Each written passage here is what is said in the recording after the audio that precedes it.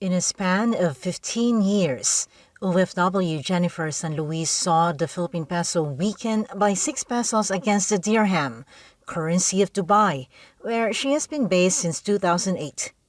Jennifer lives with her husband and son in the Middle East, but she still sends money back home to her parents.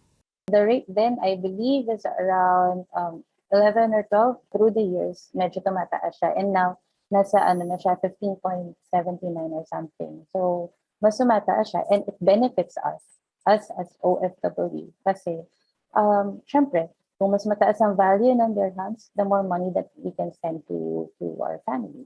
On Wednesday, the peso nosedives to its lowest in history.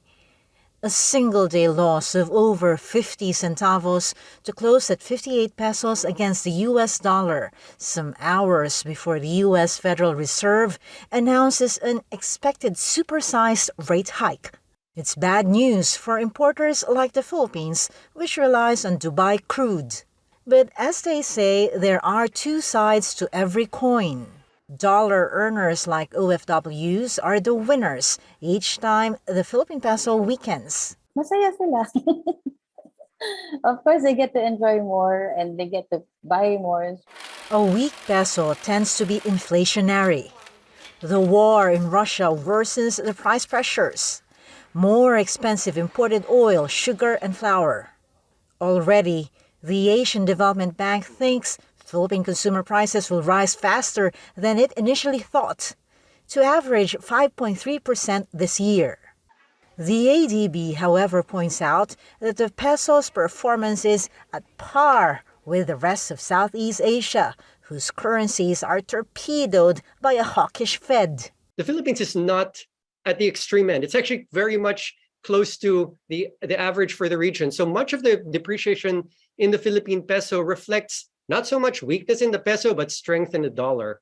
And so it's really, again, driven by the Fed tightening. The Bangko Sentral ng Pilipinas meets on Thursday to review its own borrowing cost. It is actually critical that central banks stay ahead of the curve. One of the lessons from what the U.S. Fed went through is that it's pretty costly if you do fall behind the curve.